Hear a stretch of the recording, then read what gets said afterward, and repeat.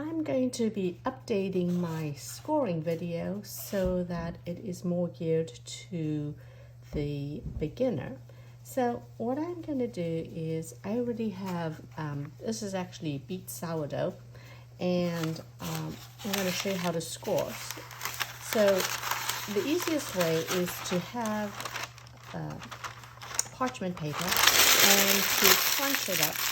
And the reason why you want to crunch it up is to make it a little easier as you place it into your cast iron pot. It will actually mold better versus if it's already straight and stiff, then it seems to not get to the corners of the actual cast iron pot.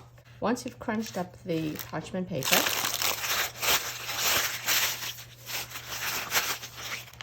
going to place the parchment paper over your banneton or bowl, and then you can flip it over onto your work surface, and it should come out nicely like this. All right, once it's out like this, you take your lamb, and with your lamb you can make whatever pattern you want. Well, the pattern on your sourdough is not only to make it pretty, but there is a purpose for scoring your sourdough, and that is to provide oven spring that will allow your dough to rise without really cracking in irregular parts of the sourdough. So for this one, I am going to make a flower. I'm going to just kind of imagine some quadrants here, and I'm going to just make some leaves. So I'm going to cut it here into the center, and another cut there, and I can do the same thing here.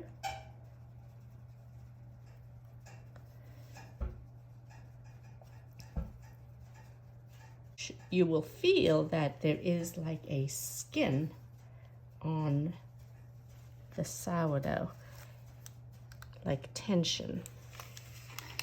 And the whole reason there's tension is because you did create that surface tension when you were shaping. So there is my petals, and then I'm gonna just go ahead and let's see, make it another scoring here, small one.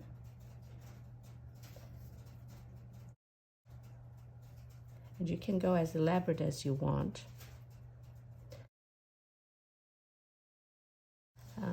So you want to make sure that it actually has cut through the surface of the dough.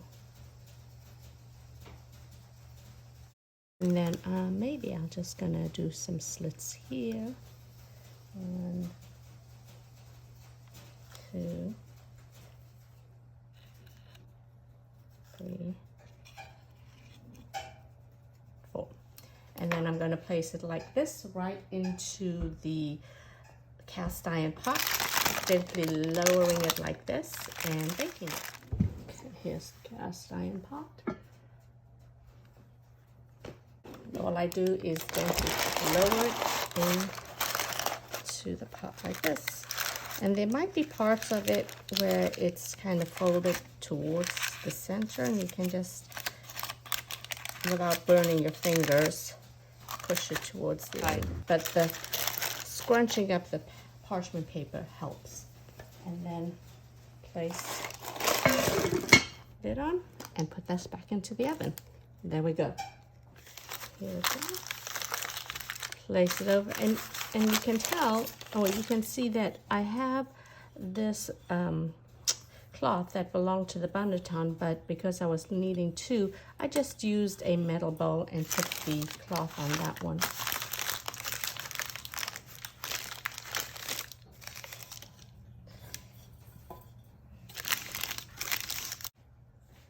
Brush it off.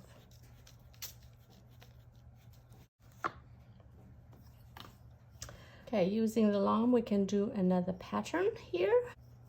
Maybe I'll make a beet. So I'll just put the beet stem here, and then this can be the beet, And this one here will be the beet. This will be the actual beet root part. And then these are going to be the leaves.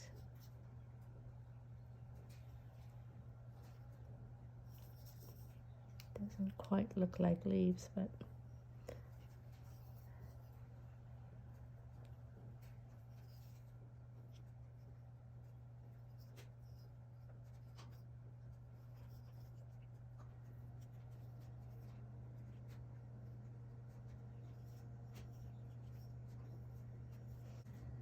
well, we'll see how that works.